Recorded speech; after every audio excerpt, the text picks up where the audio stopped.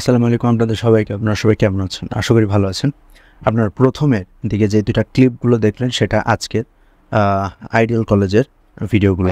যেখানে ঢাকা কলেজের স্টুডেন্টরা তারা প্রায় দুপুরের ঠিক পরের কিছুটা মুহূর্ত থেকেই প্রায় ৬০ থেকে ৭০ জন তাদের স্টুডেন্ট নিয়ে হাজির হয় আইডিয়াল কলেজে এবং তারা জোরপূর্বক কলেজের ভিতরে ঢুকে এবং ভাঙচুর শুরু করে। আপনারা এখানে দেখতে পাচ্ছেন অফিস রুমের যে গ্লাসগুলো তারা সেটা পর্যন্ত ভেঙে ফেলেছে এবং আমাদের যে আইডিয়াল কলেজের প্রিন্সিপাল স্যার আছে তাকেও পর্যন্ত তারা আটক করে রেখেছে এবং যারা আইডিয়াল কলেজের যেসব হোস্টেলে স্টুডেন্টরা ছিল তারা পর্যন্ত আটক হয়ে আছে এবং পরিস্থিতি খুবই শোচনীয় অবস্থায় বর্তমানে বিরাজ করছে। আপনারা জানেন নাকি জানেন না, আপনাদের জ্ঞানার্থে আমি বলে চাই আজকে ঠিক এই দিনে, আমি ডেটটা আমি পাশে লিখে দেবো, ঠিক এই দিনেই মূলত আপনার দুপুরে কিছুটা আগেই, আপনারা যদি আমার আগের ভিডিওটা না দেখে থাকেন উপরে আই বাটনে দিয়ে দেবো, আপনারা সেখান থেকে দেখে নেবেন যে আগের ভিডিওতে আমি কি বিষয় নিয়ে আলোচনা করেছিলাম।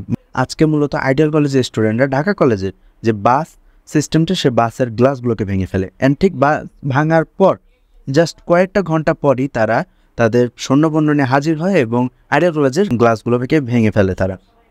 এখন এভাবে যদি ভাঙাভাঙি চলে তাহলে আমরা সামনে কি এক্সপেক্ট করতে পারি এদের কাছ থেকে?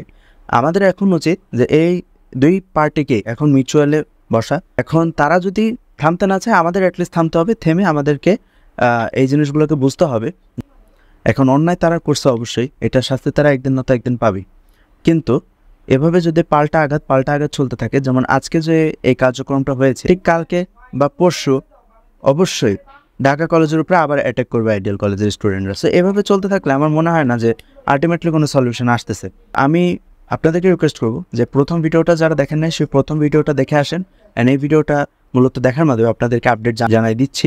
তো তাদের এখন বক্তব্য এগুলোই। এখন আসলে এটার আলটিমেট সলিউশনটা যে কোথায় এটা বলাটা খুবই মুশকিল।